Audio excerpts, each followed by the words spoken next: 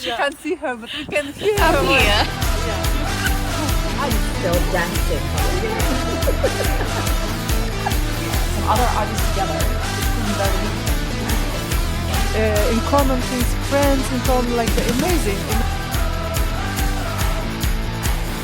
Hi Düsseldorf! It's September show where culture, creativity and communication collide together. So yesterday we have St. Valentine's Day and I hope guys that you have had a very special time with your darling people, lover, and so we're here today. And guys, I would like to say that please follow us on Instagram and LinkedIn.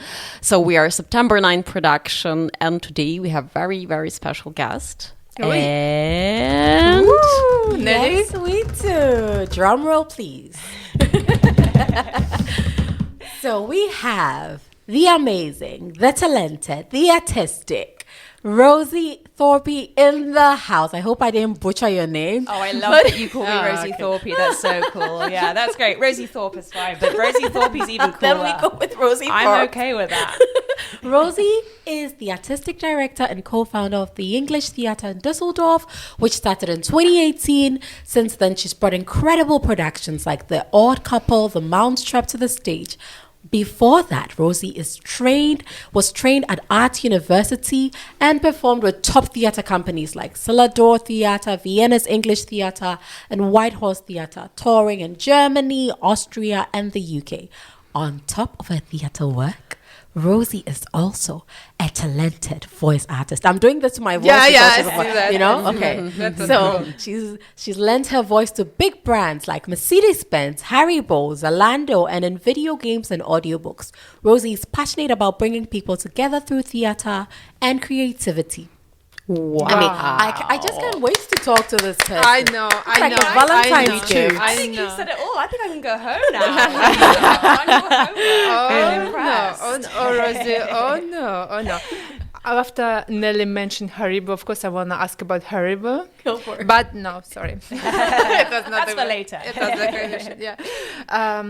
Let's come back to the time you decided to open the theater. Was it like a wild idea or really first love and like a first thought? You're like, oh yeah, I know, I need it, I want it, I feel it. It's funny actually because when we were doing a Shakespeare project here in Düsseldorf in 2022, and a colleague, an actor that was in the show I'd worked with back in London about 12 years ago, and at the end of the project he came up to me and he said, I'm so proud of you that you've made this theatre company work, because I remember when we were touring together in London, you told me that you wanted to set up your own English-speaking theatre company in Germany, and here we are. And so for him, he reminded me of that time. And so I think the idea had certainly been brewing before I'd moved here. I have a goosebumps. Really, it was an idea that came about because I'd met my partner and I wanted to keep working as an actor. I guess what I've learned through this process as well is I enjoy production and organising. And so, the dream has come true. Oh, amazing. Yeah. Yeah. I feel like Sasha is just want to jump into the question. She is the one. So my next question is theater is a passion, exactly, in art industry, but also it's a business. And could you explain more about this? Because maybe have you budgets, constraints even forced you to rethink a production? So how do you keep ETD financially strong while still pushing artistic boundaries? What do you think about this? That's a great question. Yeah, absolutely. I mean, it's important that I say that before we started this theatre company, when I say we, I mean myself and my business partner, Ilya Peronto. Before we started this company together, neither of us had any business experience. So we were very much learning as we go. We're both trained actors.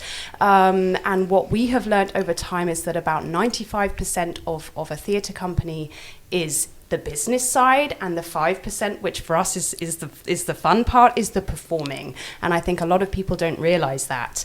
But yes, budgeting plans your main costs, or your most important costs for us, are our artists, that we pay our artists fairly. But also, you have to pay for your venue, you pay for your rights for the show, you pay for your Künstlersozialkasse contributions. There are many costs involved. Yes. And that obviously all has to be planned before you can even say whether a project can take place. Wow.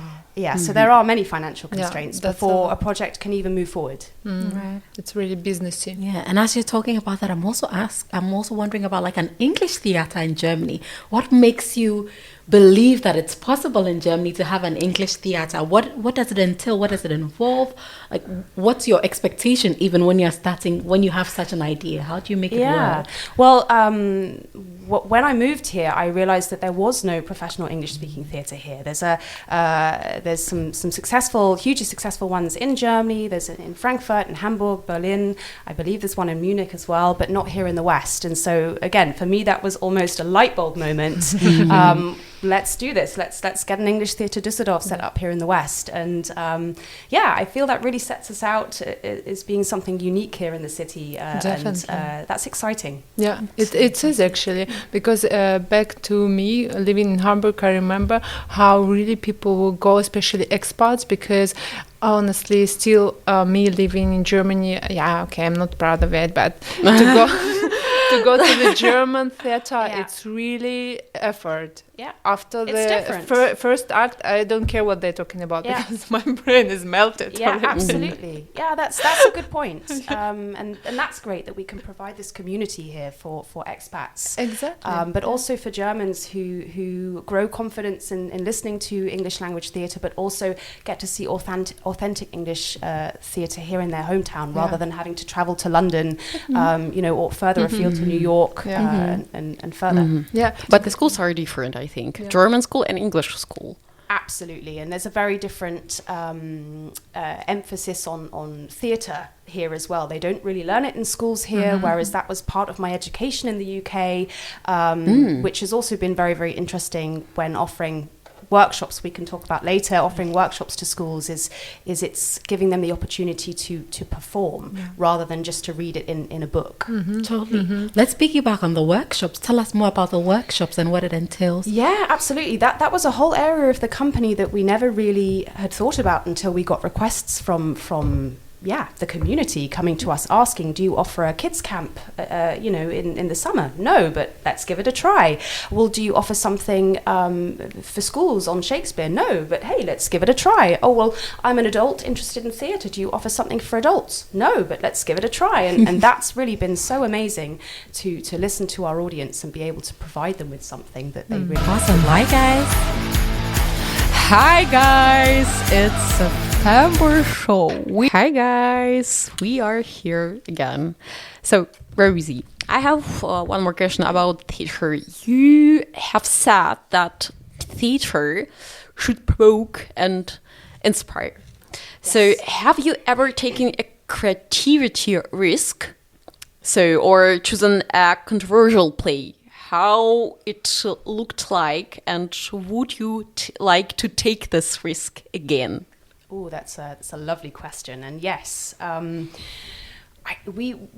and I have definitely had conversations in the past about whether a certain production is right for an audience, but you don't know that until you try it. That's the risk. And that risk can be a really fun risk to take. And I think, theatre is artistic expression, and there will always be people that will come and see something and say, that's not for me, or say, I love that, I want to come and see it again. We did an absurd production called The Zoo Story by Edward Albee. Without giving too much about it away, it's two men that sit on a park bench for an hour. And at the end, well, I'll give it away. You can read it. It's this gentleman on the park bench gets stabbed, and to sort of create that in an intimate theatre space on stage can be really very powerful. The play is built up by sort of about a 40-minute monologue just from this one man who ends up stabbing this other man, and it's really you can create such an environment through live theatre that feels like you're part of what's going on, which can feel shocking, but can also feel fascinating at the same time. I hope that answers that. Otherwise, recently we did a production called Belfast Girls by Jackie McCarrick last March, and that was about the Hungernot in German, potato famine in Ireland back in the 1850s, and that was about young Irish women travelling to Australia to seek a better life, and there were some very, very strong themes within that play that people could find offensive, but also, you know, it's part of education and learning. It's what happens. It's alive in Ireland. Do you remember kids being in the prison because of the food issue? It was horrible. What we have to be. You're telling history. Exactly. We have to remember this. Absolutely. So I think it's important. No, definitely. I want to ask you a little bit your voiceover work. Yes. It's a little bit maybe unusual because, and now I'm gonna do this mistake, because Benedict Cumberbatch, he said once that he was doing a series for Discovery Channel or something. I'm lying here because I don't remember exactly. And then he have to pronounce word penguin. And then, do you know this story? No, I don't. Okay. And then he said, and I was realizing that I start to pronounce it every time a little bit different. How does it work? Like when you during the? That's a good point. Recently, I did some work last year for L'Oreal, and as you might know, with certain shampoo products, there are this chemical words or like hyaluronic acid. Okay. And I remember it was like take 8. You know, here we go. It's hyaluronic acid.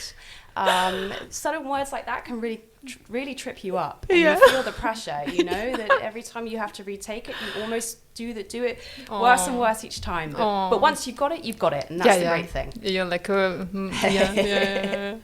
And how does someone get into voice acting? Like, how do you even start with voice acting?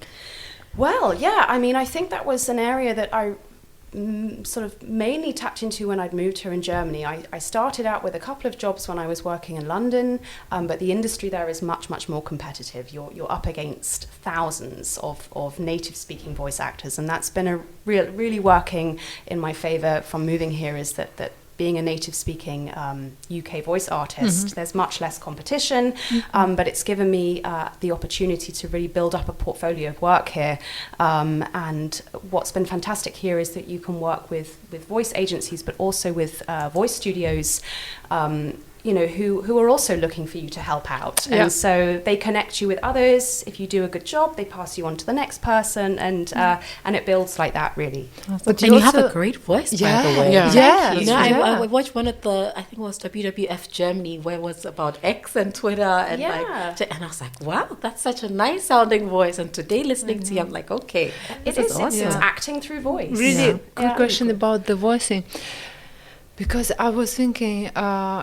I saw also advertisement when you speak German, but how about, what do you feel? Because of course you speak with accent. Of course, I mean, I think I would not put myself up for work specifically for a German voiceover. There are many German voiceover artists that are native speaking, but for example, I had a casting once for German, but with an Irish accent. For not naming names, but for an Irish company that required a German accent. So that's an example of how you could use German if they required German with an English accent to it. Oh, cool. But native German would no. My German wouldn't pass for that, which is fine. Which is fine. So, could you please tell more about your theater, about English theater? So, because Düsseldorf is full of art, culture, so from Schauspielhaus to Kunstpalast in Düsseldorf, and where does English Theatre Düsseldorf fit in? So could you please tell more about the structure and what is unique, just like theatre, of your theatre? I feel like in some ways English Theatre Düsseldorf almost doesn't fit in, which is what makes us stand out. It sort of has that effect that what we offer. My colleague Ilya is from Chicago, from the States. I'm from the UK, from England, and we have both got training backgrounds from those countries, which is very different to here. And although that can provide us with challenges sometimes, particularly with finding funding, because perhaps our projects don't necessarily fit into the right Schublade, let's say, for funding here. At the same time, because our work is so different and does offer something that Düsseldorf doesn't have, I think that can attract audiences to come and see what we're doing. And that's exciting. It's challenging from that aspect of trying to tap into the right funding, but it's exciting that it brings people to us because they can't find what they have thirst or hunger for through certain German theatre, and that's cool. Yeah, That's really cool. it means it's really important for you. Then it's not only you are searching for the funding aside, but also the community itself helping you as well, right? Absolutely, and really that they have. There is a really, really strong, inspiring, fantastic community here in Düsseldorf that we are constantly meeting new people, whether that is internationals, whether that is also German locals, people that really believe that this is important. Okay. Do you have a special club? Because I think we're not in. Membership. I need to be there, girls. Right. I mean, there are many fantastic clubs out there. Like there's the International Women in Business, which I think is super cool, and many different British and American communities, for example, that help. But as I said, Germans are also very interested, and I love that aspect. Yeah. We need to put Nelly there because like an American. I'll definitely go. I'll just mingle. Mingle until you. I wanted to know also, as you were talking with your partner being from Chicago, you being from the UK and being in Germany, having toured with Selladoor and Vienna, English Theatre, what experiences from all those aspects have you inculcated into this thing that you have made from scratch? Well, I think that's actually where I first discovered this love for performing English-speaking theatre to non-native audiences. When I was touring with White Horse, that was my first job out of drama school, touring plays around Germany to schools and theatres. I was very aware of the difference between performing to an audience that takes the language for granted, they don't even have to think about it, against audiences that are listening so intently to every word that you're saying, that it felt on a different level of importance for them, and that was really attractive for me. And so that then attracted me also to want to work for Vienna's English Theatre. Obviously, it's great to be abroad and to travel a different country, but also to have that experience of people really appreciating what you're offering that they don't have. And with Selladoor, Selladoor's grown to be a huge worldwide company now, but I started off with them when they were at the beginning, and I learned so much actually about producing and about working on the back end of a company in the office, taking the calls, planning the projects, which I do really feel has contributed towards my experience. Awesome. Hi guys. Hi guys, it's a September show. Such a great song. It's so awesome. And during the break, we were talking about how Rosie had attended one of their concerts last year, which is great. And we're talking about how important it is when you go for concerts. The feeling you have, the vibe you have is different from watching it on TV. Yeah. And now with all these streaming sites like Netflix and Apple TV and Amazon Prime, especially after COVID, everybody's kind of like, chill, I just want to stay home and watch on TV. But there's something about theatre that is different, like being in the same room with people. Yeah. How do you feel it is now? Are more people coming back to the theatres, or are we still on a journey of getting people in? I think what has changed is people's commitment to purchasing tickets. I think people used to be very free and open to say, great, I'm going to book these tickets in advance, then I know I'm coming, block the diary. I think people are quite hesitant to do that now and would much prefer to just see what their calendar looks like the week before, and then book. So I feel like this last minute booking thing has it's more like a economical situation mostly, that right? Could well be, But what do you feel like, just sorry that about the tickets, I'm really curious, what do you see in terms of the pricing? Because I'm pretty sure you always depend on the place you're performing, the time and everything. You arrange different pricing. What do you feel the people more open to?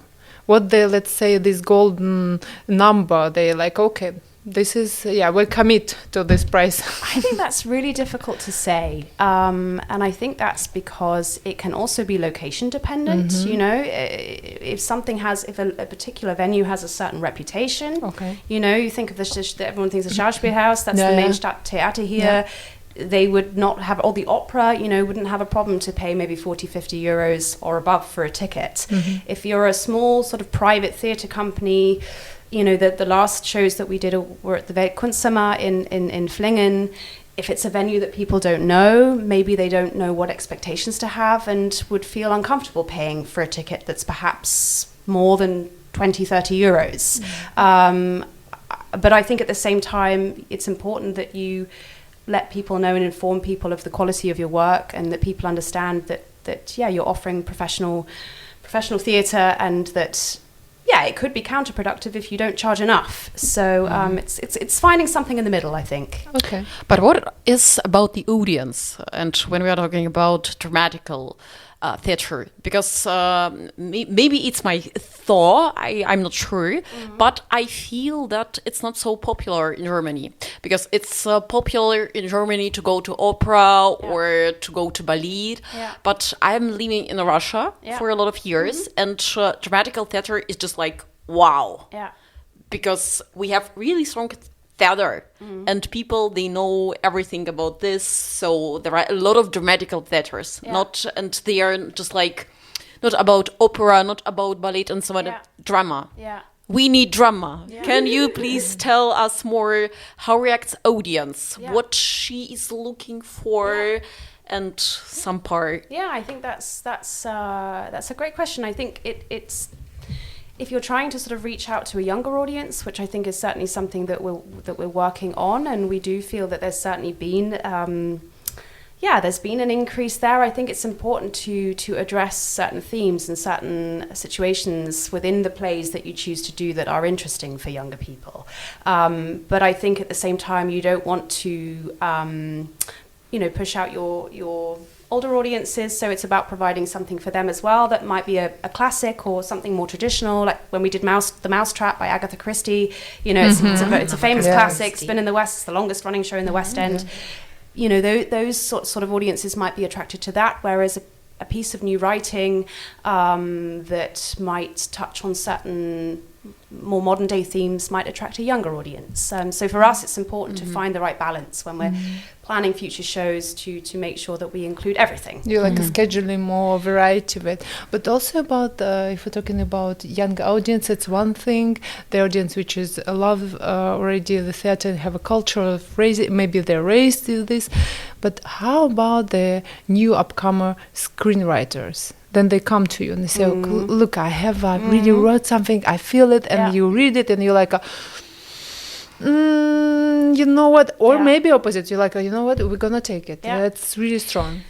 I think it's really, really difficult to be a new playwright because from a theatre company perspective, particularly when the economy is quite bleak at the moment, you're looking for well-known plays that can bring your audiences in. However, on the other hand, we feel really strongly about supporting new writing, and we're currently in the planning stages of a playwriting festival for playwrights that associate with new writing, that feel strongly about new writing, whether that's German, international, but local playwrights that maybe have had difficulty getting their work seen, so that we can provide a platform for those people. Of course, it's so different if we're talking, for example, the last time with Sasha and our guest, we have been talking with Chi about Oscar Wilde, because he was doing it so passionate. He would do it over the night, completing Salome and so, and then it would be in Paris, the most tremendous event. But nowadays, I feel like it's really hard. It is for young, and as well as the culture. I do believe, I don't know, I have never been here in university for journalism, maybe screenwriting, playwriting, or more literature, but I feel like it's not something common you would learn. You know what I mean? Perhaps not here in Germany. That I can't say, but I know in the UK that there are very well-known, renowned drama schools and universities that support, as part of maybe English literature, that you can do an MA in playwriting.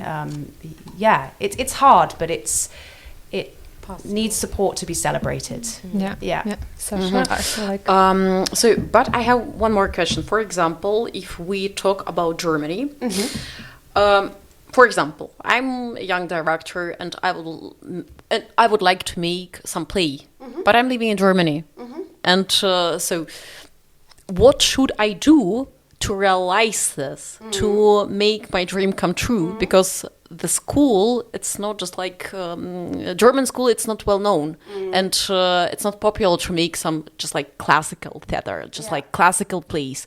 Maybe pop-up theater. Yeah. So I prefer in Germany or, for example, in Berlin, in Hamburg, because so people are interested in. But in NRW, for example, I don't see any place. Oh yeah, here. I know one. English Düsseldorf. English Düsseldorf.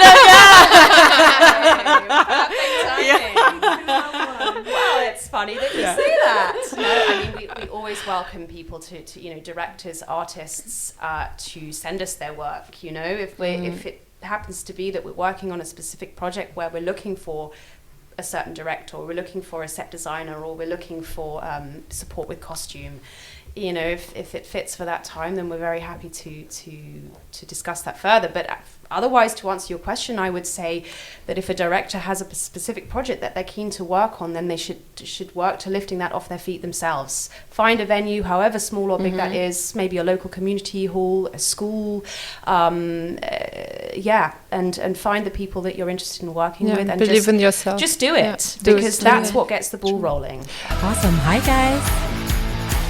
Hi guys, it's September show. Hello Düsseldorf, we are back with our September show on Stream D.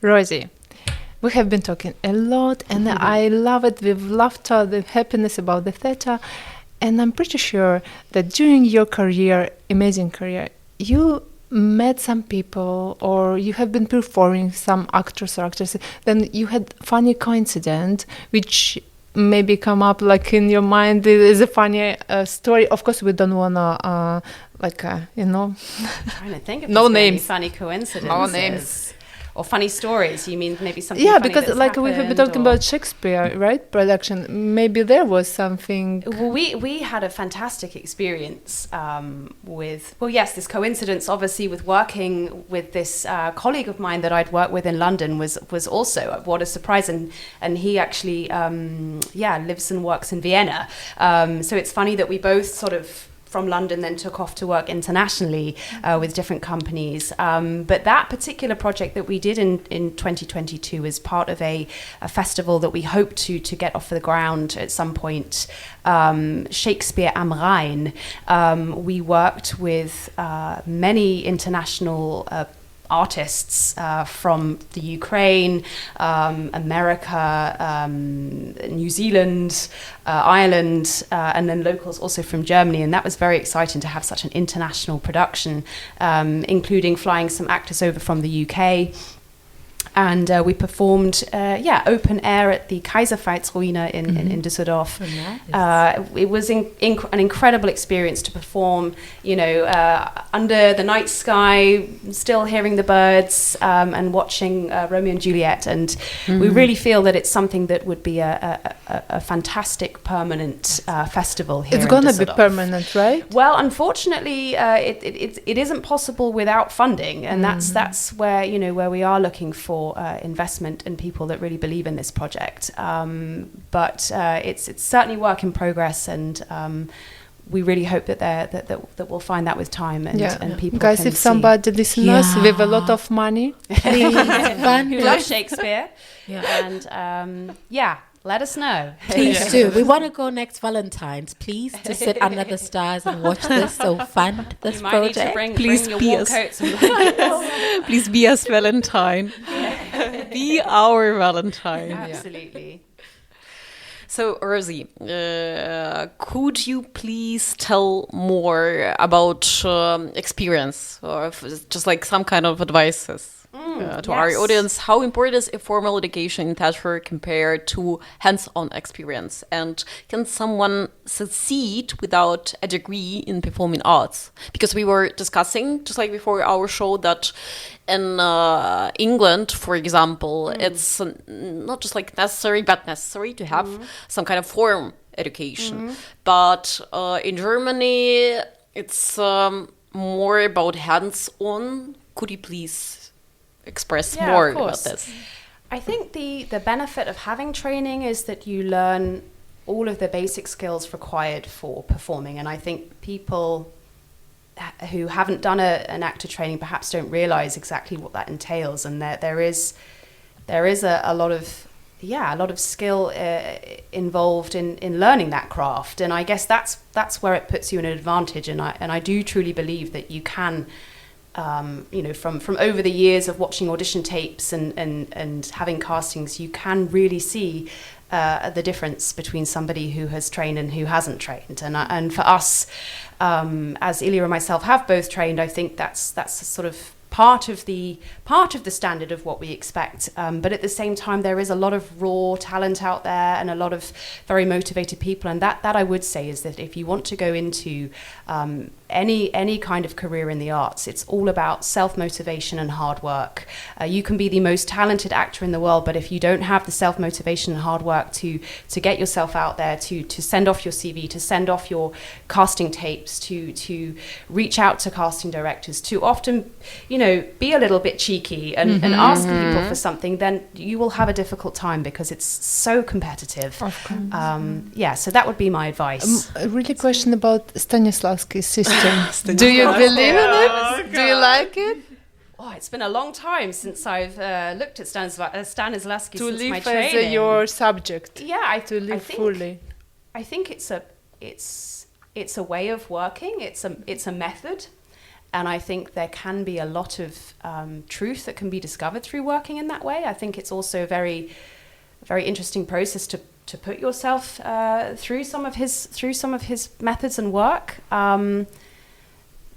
But yeah, whether it's necessary for everybody is a different thing. Because I think some artists that touch their psychology, and we see it from also in Hollywood, it's pretty common to use this technique. Yeah. And then people can't get over the character. They start to live as a character, and then they would also give interview saying as experience how they still feel it's a part of them. Yeah. And for artists being flexible but be able to let it go. But how to let it go? Important. But how to let it go? Well, it's I don't know if I can say that I've been in that position whereby I've had to go that far with a role that I've felt like I can't come out of it. I think with a supportive team around you, I think it's very important that you're in a safe environment, that that you're working with a good director, that can support you with going to those places perhaps that you feel is right for you, for your character, but to support you in a way to find yourself able to distance from that as well. And obviously for some people that's very difficult and can go too far. Yeah. I think that's why it's important what you said, that formal education plays a role some way, somehow. Because if you have studied this, then you can figure out a way to kind of go out of the role, I guess. And then that's also why the workshops are important that you have, because then at the workshops you can learn all these things. I mean that's really been so fascinating to observe. Who comes to join our workshops, what their motivation is to join us. Again, how many internationals that we have that join our courses, but how much development they make. Our courses are for fun. They're not as part of any training, but they provide people with skills that you can apply to your world outside of that course, whether it's in the working world, whether it's with confidence at school, whether it's with team building in school or in the workplace. These are areas that we never realized would help people until we offered these courses, and that brings us a huge amount of joy. And we're very excited to continue offering that to the community. Awesome. Hi guys. Hi guys, it's September show. And we are back with our beautiful, wonderful, talented Rosie in the studio, sparkling with inspiration and love. Let's Wait, talk before Anna Yeah. asks a question, Yeah. guys, follow us on LinkedIn and Love it. Instagram. On September 9 production everywhere. Also, before we are done, we'll give you all the information from Rosie also. Okay, now continue. Sorry. No. important. With this, exactly, you can always, about the business courses we have been talking. Yes. Tell us please more, because when I saw it, I'm like, I'm interested. What is it? Yeah. What is inside? I want to know more. Again, that came really very much organically from a company approaching us some years ago now to ask if we would offer a business workshop because of teams within their company that required some support with presentation technique, but also with working in certain situations within the workplace, maybe dealing with the uncomfortable news of having to let somebody go from a company, or how to deal with certain sales situations, that's kind of provided us with an entirely new strand to our workshop side of things, which has been so fascinating and so interesting. And to be able to come into a workplace where you're working with some incredibly talented, intelligent people that just require just a little bit of additional push and support with opening themselves up, can make such a difference to the way that their business sells, and if you're able to support them with that. But have you seen this transformation before and after? Like, of course, you can't see on the sale, on revenue scale, but just before the person come in and go out. Oh yes, that absolutely. We often provide with some of our workshops, we provide an exercise with a monologue that they work on over the course of the workshop, whereby at the beginning, we go around the room, just reading it out nicely and clearly within the group, and then at the end, we turn it into a situation that it's like a sales pitch. Sell this to us. What can you give us? And then allowing the others, almost like directors, to offer some constructive feedback. How can you support your colleague in making that bigger and better?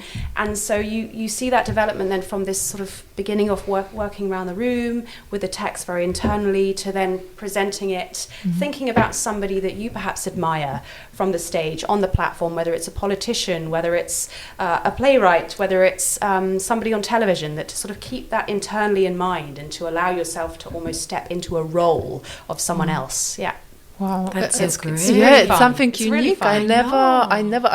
I told you, like, for teenagers, for kids, okay, for adults as well, but the business, wow, it's really I know-how. think people don't realise what in how many areas of live theatre can support you. It's not just going to have a great night out at the theatre. It's about tapping into to other areas of yourself whereby you might need support in presenting yourself or presenting a role. And especially in Germany. Yeah, absolutely. And that's true, that there are many international companies or German companies that would like support in presenting in English as well. I wish for you Mitsubishi.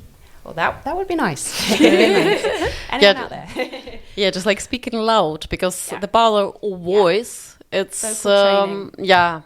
it's the most important thing, just like of speaking loud, Yeah, that's direct true. with the audience. It's like an NLP, meinst du? Yeah, just like an LP, because I heard from my psychologist that so if you can manage your voice, you can manage your emotions as well, because when you concentrate on your voice, so you clearly understand what are you going to say about. Yeah. And that's really, really cool in theater, because a lot of people, they are going to build their voice and to build this just like some kind of, Power. so some power. And this is a great Margaret possibility. Thatcher. Yeah, Good example. exactly. Yeah. But I think Margaret also Thatcher. breathing. Breathing is very important. We're in our as part of your actor training, you learn a lot of different breathing techniques to support you with your nerves before you go on stage. And if you're able to really to control your breathing, it can again make you feel in entirely different ways,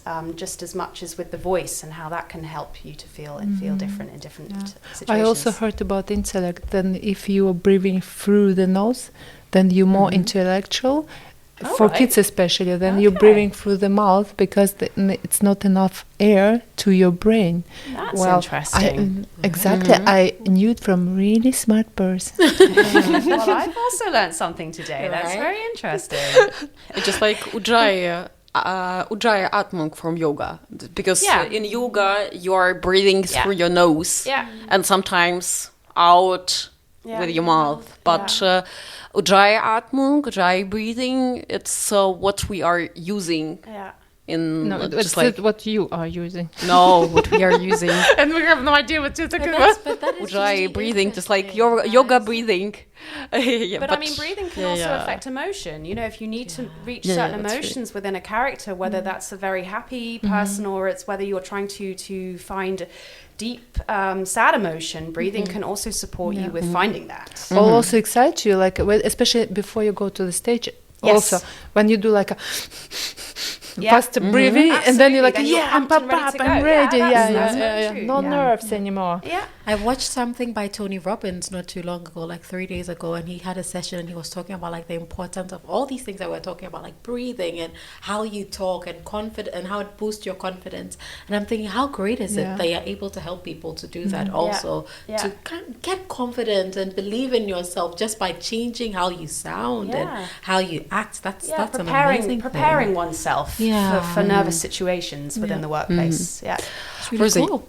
I have one more question. Okay. So, what advice would you give to someone looking to start their theater company or produce their first independent play?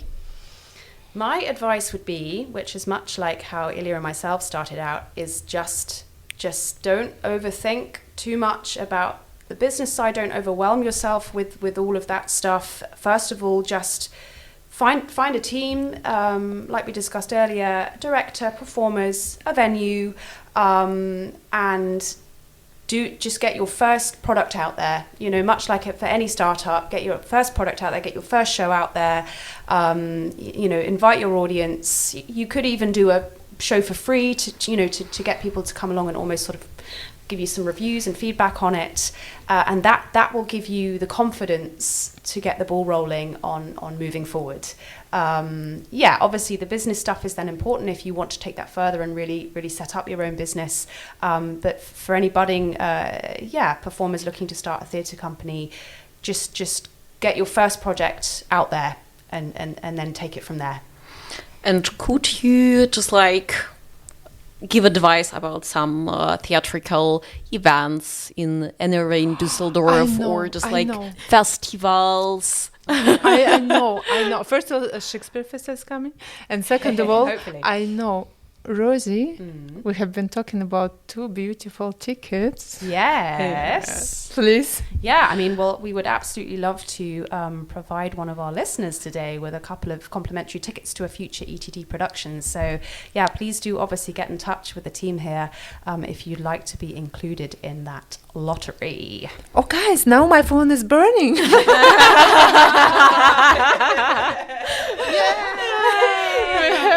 have it. Nelly, I see your beautiful face. I'm still laughing at your joke. It was really funny, but it's true. Our phones are burning. Guys, just chip in, call us, send us a message, and then we'll also connect you to Rosie. I think Sasha already asked the question. I just want to ask also, what advice do you have for someone who's already in theatre and they're starting something and things are not working out? They're not getting the funding, they're not getting the people. What's your one thing that you can say to the person? Oh, that is really hard. I would say that go and watch theatre. If I've ever felt at a point where I'm feeling lost, frustrated, perhaps lack of motivation about moving forward with things, if it is difficult to get funding, I go and watch some live theatre. There's also, for those that like English theatre, access to National Theatre Live online, and I just come out feeling immediately inspired, motivated, excited, and that gives me the new fuel to say, right, let's do this. Let's get those funding applications back on the go. And yeah, go out and watch theatre, see theatre, be inspired. I think it's a great finishing words, guys.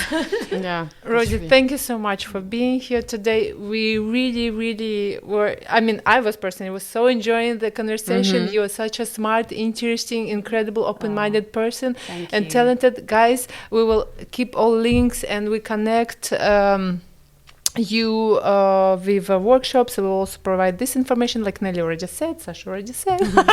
Let's say goodbye. Thank you so much for having me. I've had such a blast. Thank you. Thank you, Rosie.